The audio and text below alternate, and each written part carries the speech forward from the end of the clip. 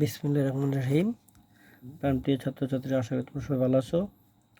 আজকে তোমাদের মাঝে নিয়ে আসলাম রাইট ফ্রম ও ভার্ব, ভার্বের সঠিক রূপ। ভার্বের সঠিক রূপ কিবরিয়া এডুকেশন বিডির পক্ষ থেকে আজকে আমরা দেখো কতগুলো বিষয় আমাদেরকে অবশ্যই জানতে হবে। বিষয়গুলো হলো কি, টু বি ভার্ব কোনগুলি, ওইগুলো অবশ্যই আমাদেরকে চিনতে হবে। ওগুলো হচ্ছে কি, am, is, are, was, were, shall, will, have, has, had, shall be, will be, shall have, will have been, has been, shall have been, will have been. এইগুলো হচ্ছে আমাদের টু বি ভার্ব। তো টু বি ভার্বগুলো কী কী? Am, is, are, was, were, shall, will, have, has, had, shall be, will be, shall have, will have been, has been, shall have been, will have বিন। এই ভার্বগুলো আবার ভিন্ন ভিন্নভাবে বিভক্ত আছে।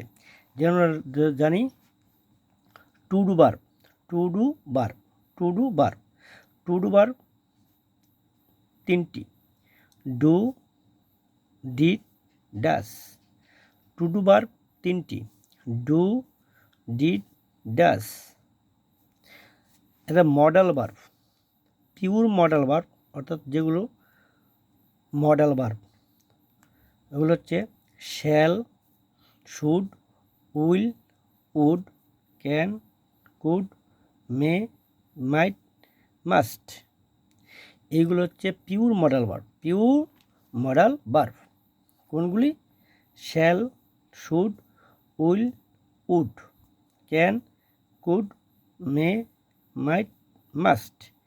এইগুলো হচ্ছে পিওর মডাল ভার্ব। এগুলো ছাড়া আরও কিছু মডেল হচ্ছে সিমি মডাল। এগুলো কি? Need, dare, used to, ought to, am to, is to, are to, was to, were to, have to, has to, had to. এইগুলো হচ্ছে কি সিমি মডাল ভার্ব। তাহলে আমাদের রাইট ফ্রম ও ভার্বের মধ্যে সবচেয়ে ভালো করতে হলে আমাদেরকে এই মডাল ভার্বগুলো অবশ্যই খুব প্রয়োজন। যেমন তরকারি রান্না করতে গেলে মশলা দরকার, ঠিক অক্সিলারি ভার্বগুলো হচ্ছে আমাদের কি ইংরেজির মধ্যে মশলা। এই মশলাগুলো কোথায় বসবে, কীরকমভাবে বসবে এবং কোন আকারে বসবে, এইগুলো জানার জন্য আজকে হচ্ছে কি আমাদের রাইট ফর্ম অফ ভার্ব। তো রাইট ফর্ম ভার্বের মধ্যে আমরা সংক্ষিপ্ত নিয়ম, মাত্র কয়েকটি নিয়ম দিব। এই নিয়মগুলো তুমি জানো, তাহলে অবশ্যই রাইট ফর্ম ভার্বের কোনো সমস্যা থাকবে না বলে আশা করি। এখন আমরা শুরু করছি রুলস 1। যেমন দেখো, রুল 1-এ কী আছে? টু ডু ভার্ব প্লাস ভার্বের 1 নম্বর রূপ অথবা বেস ফর্ম। অর্থাৎ টু ডু ভার্ব কোনগুলো ছিল আমাদের? Do, does, did. Do, does, ডিডের পর যে কোনো ভার্ব আসুক, এটা কি ভার্বের 1 নম্বর রূপ। কয় নম্বর রূপ? 1 নম্বর রূপ। এবার হচ্ছে কি to have verb plus B3, অর্থাৎ ভার্বের পাস্ট পার্টিসিপল ফর্ম। ভার্বের কি পাস্ট পার্টিসিপল পি। অর্থাৎ টু হ্যাভের পর ভার্বের 3 নম্বর রূপ মানে ভার্বের পাস্ট পার্টিসিপল ফর্ম। যেন আমরা একটা দেখাচ্ছি, যেমন ইট 1 নম্বর ফর্ম,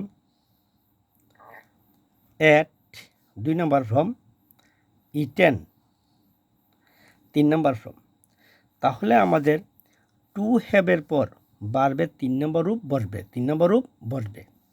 যেমন বীজের তো উদাহরণ আমরা একটা উদাহরণ দিচ্ছি, যেমন I do not gone here. এখানে যেহেতু দেখুন একটা ডু আছে, কি আছে? ডু আছে। তো আমাদের নিয়মটা কী ছিল? টু ডু ভার্বের পর ভার্বের 1 নম্বর রূপ, তাহলে ডু আছে, এই গনটা হচ্ছে কি ভার্বের 3 নম্বর রূপ। তো 3 নম্বর রূপ বলবে না, বলবে কয় নম্বর রূপ? 1 নাম্বার। তাহলে এখানে আমাদের কি হবে? 1 নম্বরের রূপ হবে কি? I do not go here. কি হবে? গো। অর্থাৎ কোনো সেন্টেন্সের মধ্যে যদি ডু, ডিড, ডাস থাকে তাহলে অবশ্যই ওই ডু, ডিড, ডাস থাকলে ভার্বটা কী হবে? ভার্বের 1 নম্বর রূপ। ইটেন থাকলে ইট হবে, ওয়েন থাকলে গো হবে, যেমন রাখতে হবে। বা 2 নম্বর হচ্ছে I have eating rice. I have eating rice. কী আছে আমাদের? হ্যাভ আছে। কী আছে? হ্যাভ আছে। তো হ্যাভের নিয়মটা কী ছিল আমাদের? Have verb. অর্থাৎ হ্যাভ থাকলে ভার্বের কয় নম্বর রূপ হবে? 3 নম্বর রূপ। হ্যাভ থাকলে ভার্বের 3 নম্বর রূপ। আই হ্যাভ ইটিং রাইস, তাহলে হবে কি? I have eaten rice. I have eaten rice. ভার্বের কয় নম্বর রূপ? 3 নম্বর রূপ। কয় নম্বর রূপ? 3 নম্বর। যেহেতু হচ্ছে টু হ্যাভ, ভার্ব প্লাস মানে কি? B3, ভার্বের 3 নম্বর রূপ বলবে। ফর দ্য, এই হলো কি আমাদের যদি মডাল ভার্ব থাকে, কী থাকে আমাদের? মডাল ভার্বগুলো থাকে, টু ডু ভার্ব থাকে, তাহলে হবে কি আমাদের এই নিয়ম আমরা করবো। গেল কি 1 নম্বর রুলস। এখন হচ্ছে আমাদের কি 2 নম্বর রুলস। 2 নম্বর রুলসের মধ্যে আছে modal verb plus B1। Modal verb plus have ভার্বের কি 3 নম্বর রূপ। অর্থাৎ মডাল ভার্বের পর যদি হ্যাভ থাকে তাহলে ভার্বের কি 3 নম্বর রূপ বলবে। আর মডাল ভার্বের সাথে যদি বি থাকে তারপরে কি? ভার্বের 3 নম্বর রূপ বলবে। অর্থাৎ মডাল ভার্ব কোনগুলো বলছিলাম আমরা? Shall, will, can, could, may, মাইট, এগুলি। তো এইগুলো থাকলে ভার্বের কয় নম্বর রূপ? 1 নম্বর রূপ। আর মডাল ভার্বের সাথে যদি হ্যাভ থাকে তাহলে কী হবে? ভার্বের 3 নম্বর রূপ। যদি মডাল ভার্বের পরে বি থাকে তাহলে কি? ভার্বের 3 নম্বর রূপ। যেমন আমরা উদাহরণ দিচ্ছি, I shall went to school. I shall went to school. এই ওয়ানটা হচ্ছে ভার্বের 2 নম্বর রূপ। ভার্বের 2 নম্বর রূপ, কিন্তু এই শ্যালটা হচ্ছে কি আমাদের মডাল ভার্ব। তোমরা বলছিলাম কি মডাল ভার্ব থাকলে কী হবে? মডাল ভার্বের পরে কি? ভার্বের 1 নম্বর রূপ। তাহলে এই শ্যাল ওয়েন্টটা উঠে গিয়ে কি হবে? I shall go. I shall go to school. I shall go to school. কারণ কি? এখানে কি মডাল ভার্ব আছে। মডাল ভার্বের পর কি বসে? ভার্বের 1 নাম্বার রূপ বসে। তাহলে গেল এটা আমাদের একটা উদাহরণ। এরপরে আমরা একটা উদাহরণ দেখি। I can easily be solve within second. বলছে আমি যে সমস্যাটা আছে এটা কি মুহূর্তের মধ্যে সমাধান করতে পারি। তাহলে আই ক্যান ইজিলি, এই ক্যানটা হচ্ছে মডাল ভার্ব। ক্যানটা কি আমাদের মডাল ভার্ব। আবার কি আছে? বি আছে। কি আছে? বি। তাহলে আমরা বলছিলাম মডাল ভার্বের পরে যদি বি থাকে তাহলে ভার্বের কয় নম্বর রূপ? 3 নম্বর রূপ। 3 নম্বর হচ্ছে সোলভ। সোলভের 3 নম্বর হচ্ছে সোলভ। ইডি যোগ হবে, ডি যোগ হবে, তাহলে SOLVED সোলভ। তাহলে আমরা বলছিলাম কি মডাল ভার্বের পরে যদি বি থাকে, অর্থাৎ কোনো সেন্টেন্সের মধ্যে ক্যান আছে, ক্যানের পরে যদি বি থাকে তাহলে কি ভার্বের 3 নম্বর রূপ বসবে। 3 নম্বর রূপ বসবে। তাহলে it can easily be solve within second.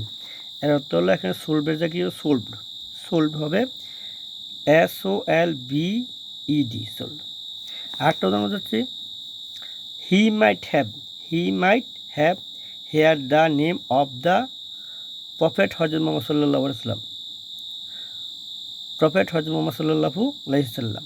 তাহলে হি মাইট হ্যাভ, হিয়ার অর্থ শুনতে পাওয়া বা শুনেছিল, এটা হচ্ছে প্রেজেন্ট টেন্স। তারা বলছিলাম কি মাইটটা হচ্ছে কি আমাদের মডাল ভার্ব। হ্যাভটা হচ্ছে হ্যাভ আছে আমাদের। বলছিলাম কি নিয়মটা ছিল আমাদের যদি মডাল ভার্ব থাকে, মডাল ভার্বের পরে যদি হ্যাভ থাকে, মডেল ভার্বের পরে যদি কি হ্যাভ থাকে তাহলে ভার্বের কয় নম্বর বলবে? 3 নম্বর। তাহলে কি হার্ড। তাহলে এটা কি হার্ড। তাহলে আমরা দেখলাম মডেল ভার্বের পরে মডেল ভার্ব যদি একটা মডেল ভার্ব থাকে তাহলে অবশ্যই কি ভার্বের 1 নম্বর রূপ বলবে। যদি মডেল ভার্বের পরে বি থাকে তাহলে ভার্বের কি 3 নম্বর রূপ বলবে। যদি মডেল ভার্বের পরে হ্যাভ থাকে ভার্বের কি 3 নম্বর রূপ বলবে। এখন আমরা রুল 3 রুল হচ্ছে প্রিপোজিশন প্লাস যে কোনো প্রিপোজিশনের পরে প্রিন্সিপাল ভার্বের 1 নম্বর রূপের সাথে আইএনজি যোগ হবে। অর্থাৎ বেস ফর্মের সাথে কি হবে? 1 নম্বর আইএনজি যোগ হবে। যে কোনো প্রিপোজিশনের পর প্রিন্সিপাল ভার্বের 1 নং রূপের সাথে আইএনজি যোগ হবে, আইএনজি যোগ হবে। এবার টু ভার্বের পর ভার্বের 1 নম্বর রূপ, টু এর পর যদি কোনো রূপ বসে, এটা কি ভার্বের 1 নম্বর রূপ, মানে বেস্ট ফর্ম ভার্বে কোনো আইএনজি যুক্ত হবে না। অর্থাৎ টু এর পর ভার্বের সাথে শুধুমাত্র ভার্বের 1 নম্বর রূপ হবে, কোনো আইএনজি যুক্ত হবে না। কিন্তু ব্যতিক্রম আছে কিছু, যেমন look forward to, be used to, get used to, with a view to. এই 3-4টা জিনিস, look forward to, be used to, get used to, with a view to, এই 4টা জিনিস থাকলে, যেন বলছিলাম টু এ পরে কি ভার্বের 1 নম্বর রূপ প্রেজেন্ট ফর্ম ভার্বে, কিন্তু এটা হবে না, তখন কি ভার্বের থেকে আইএনজি যুক্ত হবে। কীভাবে ভার্বের সাথে কি আইএনজি যুক্ত হবে? শুধুমাত্র এই 4টা ওয়ার্ড থাকার পরে ভার্বের সাথে কী হবে? আইএনজি যুক্ত হবে, প্রিপোজিশনের পরে কি আইএনজি যুক্ত হবে। অথবা অন্যথায় যে কোনো প্রিপোজিশনের পর প্রিন্সিপাল ভার্বের সাথে কি হবে? আইএনজি যুক্ত হবে। এখন আমরা একটু উদাহরণ দিলে সবাই একটু কি ক্লিয়ার হওয়া যাবে। 4 number rules, to be verb plus principal ভার্বের 1 নম্বর রূপ প্লাস কি আইএনজি, যদি সাবজেক্টটা কি active. To be verb plus principal ভার্বের 3 নম্বর রূপ PB3 প্যাসিভ হলে, তাহলে আমরা বলছিলাম টু বি ভার্ব থাকবে, তারপরে কি হবে? প্রিন্সিপাল ভার্বের সাথে কী হবে? আইএনজি যুক্ত হবে, যদি সেন্টেন্সটা কি হয়? অ্যাক্টিভ হয়। কি হয়? অ্যাক্টিভ। আর টু বি ভার্বের পরে আবার কি হবে? ভার্বের 3 নম্বর রূপ বলবে, যদি সেন্টেন্সটা কি প্যাসিভ। তো আমরা অ্যাক্টিভ কাকে বলে জেনে নিচ্ছি, কর্তা যখন নিজের কাজ নিজে করে তাকে বলে কি? অ্যাক্টিভ। কর্তা যখন নিজের কাজ নিজে করে তাকে বলে কি? অ্যাক্টিভ। আর কর্তা যখন নিজের কাজ অন্যকে দিয়ে করায় তাকে বলে কি? প্যাসিভ। অর্থাৎ কর্তা যখন নিজের কাজ অন্যকে দিয়ে করায় তাকে বলে কি? প্যাসিভ। তাহলে আমরা বুঝলাম যে নিজের কাজ নিজে করে তাকে বলে কি? অ্যাক্টিভ। যে অন্যকে দিয়ে করায় তাকে বলে কি? প্যাসিভ। তাহলে আমরা উদাহরণ দিচ্ছি, pulse is import from Canada. Pulse is import from Canada. তাহলে পালস হচ্ছে ডাল, পালস হচ্ছে কি? ডাল। ডাল কি নিজে নিজে কানাডা থেকে আসতে পারে? তাহলে pulse is import from Canada, তাহলে অবশ্যই ডাল নিজে নিজে কানাডা হতে আসতে পারে না। যদি নিজে নিজে আসতে না পারে তাহলে অন্যকে দিয়ে করানো হয়। তাহলে আমরা বলছিলাম অন্যকে দিয়ে করলে কি হবে? টু বি ভার্বের পরেও কি ভার্বের 3 নম্বর রূপ হবে। তাহলে আমরা কি হবে? Pulse is imported from Canada. অর্থাৎ আমরা বুঝতে হবে যে ব্যক্তি যেটা আমদানি করতেছে ওই ব্যক্তি নিজে আনতে পারে কিনা বা নিজে আসতে পারে কিনা। তাহলে পালস হচ্ছে ডাল, ডাল তো নিজে আসতে পারবে না, না আসতে পারলে কি হবে? প্যাসিভ ভয়েস হয়ে যাবে। কী হয়ে যাবে? Passive voice. এর জন্য কি ভার্বের সাথে কী হবে? ইডি যোগ হবে, ইম্পর্টেন্ট। এবার বলছিলাম Rafiq is import sugar from USA। Rafiq is import sugar from USA। আচ্ছা, রফিক কিন্তু নিজে নিজে চিনিটা কি আমেরিকা থেকে আনতে পারে। রফিক নিজে আমেরিকা থেকে চিনিটা কি আনতে পারে। তাহলে সে নিজে করতে পারলো, সে কি নিজে করতে পারলো। তো আমরা নিজে করতে পারলে কী বলছিলাম? নিজে করলে কী হবে? নিজে করতে পারলে ভার্ব থেকে আইএনজি যুক্ত হবে। তাহলে এটা হবে কি?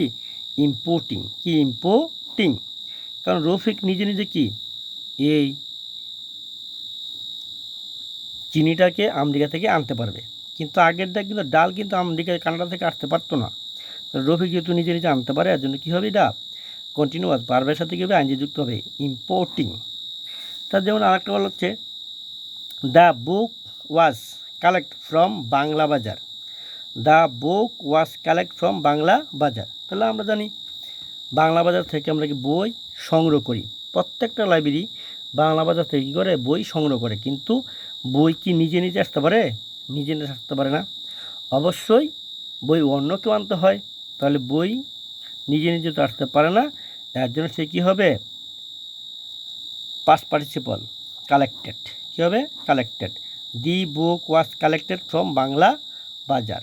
বাংলা বাজার। যেহেতু ডাল এবং বুক নিজের কাজ নিজে করতে পারেনি, তার জন্য কী হয়েছে, পাস্ট পার্টিসিপল হয়েছে।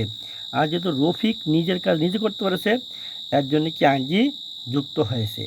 তাহলে আমরা পড়লাম কয় নাম্বার, 4 নাম্বার নিয়ম পড়লাম। এখন আমরা দেখি 5 নাম্বার নিয়মে কি আছে। রুলস 5 নাম্বার, একটা হলো singular subject. Singular subject preposition 1, plural subject preposition 2, verb plus object. তাহলে এই সেন্টেন্সের মধ্যে আমরা খেয়াল করব, যদি সাবজেক্ট সিঙ্গুলার হয় ভার্ব কি হবে, সিঙ্গুলার। যদি সাবজেক্ট হয় প্লুরাল, ভার্ব হবে কি, প্লুরাল। তাহলে আমাদের সাবজেক্ট যদি হয় সিঙ্গুলার, ভার্ব হবে কি, সিঙ্গুলার। সাবজেক্ট যদি হয় প্লুরাল, তো ভার্ব হবে কি, প্লুরাল। তাহলে আমরা দেখি এখানে একটা উদাহরণ আছে, the houses of Kalam in Comilla. The houses of Kalam in Comilla is are be. এখানে কালাম সাবজেক্ট আছে, এরপর আমাদের আছে কি, বিগ। এখন আবার আছে কি, কালামের আগে আছে কি ইন, কালামের আছে ইন, আগে আছে কি অফ। তাহলে এখন আমাদের প্রথম যে আমাদের সাবজেক্টটা, দ্য হাউজেস, হাউজেস মানে বাড়িগুলি, তো হাউজেসটা অবশ্যই কি প্লুরাল। তাহলে এখানে আমাদের ভার্ব আছে কি ইজ আর। তো যদি এখানে যদি আমাদের যদি ভার্ব যদি বলছিলাম সিঙ্গুলার হয়, তাহলে যদি সাবজেক্ট সিঙ্গুলার হয় ভার্ব কী হবে, সিঙ্গুলার। যদি সাবজেক্ট হয় প্লুরাল, ভার্ব হবে কি, প্লুরাল। যেহেতু হাউজেস বাড়িগুলি, তাহলে কী হবে, এখানে আর হবে, কী হবে, are. The houses of Kalam in Comilla are big. কারণটা অবশ্যই বুঝতে পারতেছো, সাবজেক্ট প্লুরাল, ভার্ব কি, প্লুরাল। যদি সাবজেক্ট সিঙ্গুলার হতো, ভার্ব কি হতো আমাদের, সিঙ্গুলার হতো। তাহলে এইভাবে যদি চিন্তা করো অবশ্যই কি পারবেন। আমরা রুলস 6 যাচ্ছি। রুলস 6টা হলো কি, কোনো সেন্টেন্সের একটা শব্দের মধ্যে যদি ওয়ান থাকে, থিং থাকে, বডি থাকে, তাহলে ভার্বের সর্বদা কি সিঙ্গুলার নাম্বার হবে। অর্থাৎ কোনো সেন্টেন্সের মধ্যে যদি ওয়ান, থিংস, বডি থাকে, তাহলে ভার্বটা কী হবে, সবসময় সিঙ্গুলার হবে। এবং সিঙ্গুলার ভার্বগুলো হলো কি, is, has, does, was. Singular ভার্বগুলো কি, ইজ, হ্যাজ, ডাজ, ওয়াজ। যেন আমরা বীজ উদাহরণ দিচ্ছি, everybody, everybody is are going, everybody is are going. তাহলে এখানে এভরিবডি, বডি থাকলে বলছিলাম কী হবে, সিঙ্গুলার হবে। তাহলে বডিটা কি আমাদের সিঙ্গুলার, প্রত্যেকে মানে একজনে বোঝাচ্ছে। Everybody is going, everybody is going, প্রত্যেকে কি যাইতেছে। তাহলে এখানে কী হবে, ইজ। তাহলে এই বডি থাকার কারণে কোনো সেন্টেন্সের মধ্যে যদি বডি থাকে, এভরিবডি, এভরিওয়ান, সামওয়ান, তাহলে ওই সেন্টেন্সটার ভার্বটা কী হবে, সিঙ্গুলার। কী হবে, সিঙ্গুলার। তাহলে যদি তোমরা যদি মনোযোগ সহকারে এই 6টা রুলস ভালো করে মনে রাখতে পারো, আশা করি 8-12-এর মধ্যে কোনো সমস্যা থাকবে না। তো সবাই বাড়িতে এটা ভালো করে চেষ্টা করো। ভালো থেকো, সুস্থ থাকো।